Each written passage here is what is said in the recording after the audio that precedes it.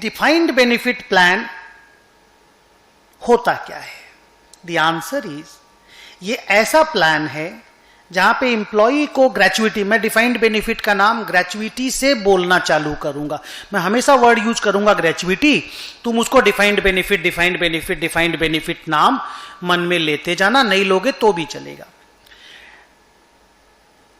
It is a benefit payable to the employee after his retirement or death, whichever comes earlier.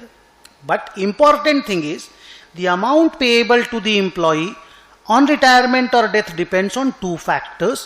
One is length of service, another is salary at the time of his retirement. जितना ज़्यादा साल काम करके retire करोगे उतना ज़्यादा gratuity मिलेगा, सुना ही होगा। और जब रिटायर करोगे उस वक्त सैलरी अगर ज़्यादा होगा तो ज़्यादा ग्रेचुइटी मिलेगा।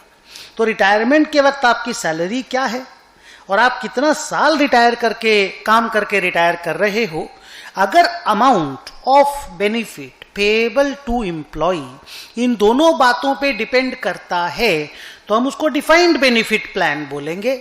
और अगर तुमको कितना पैसा मिलेगा, मान लो तुम एम्प्लॉय हो, तुमको कितना पैसा मिलेगा ये इस बात पे डिपेंड करता है कि तुमने और एम्प्लॉयर ने उस पर्टिकुलर फंड में कितना रुपया कंट्रीब्यूट किया और उसमें कितना इंटरेस्ट एक्रू हुआ। अगर पेमेंट उस पर डिपेंड करता है तो वो डिफाइंड कंट्रीब्यूशन प्लान है। पेमेंट दोनों ही केस में रिटायरमेंट के वक्त होगा।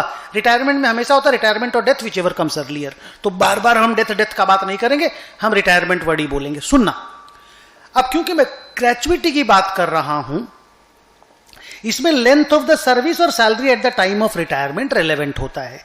आपने सुना होगा कि half month salary for each completed year of service is the gratuity entitlement in India normally, and this is multiplied with salary last drawn. मतलब ये कि अगर कोई इंप्लॉई 30 साल काम करके रिटायर होता है तो उसको 15 महीने के बराबर सैलरी जितना होता है उसका ग्रेचुइटी उसको मिलता है, उतना ग्रेचुइटी उसको मिलता है।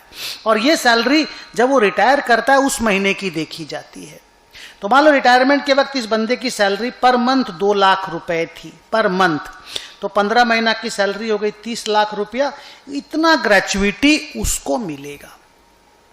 तो अगर इन दोनों बातों पे अमाउंट डिपेंडेंट है कि कितने साल काम किए और उस वक्त तुम्हारी सैलरी क्या थी जब तुम रिटायर किए, तो ऐसे प्लान्स को डिफाइंड बेनिफिट प्लान बोला जाता है।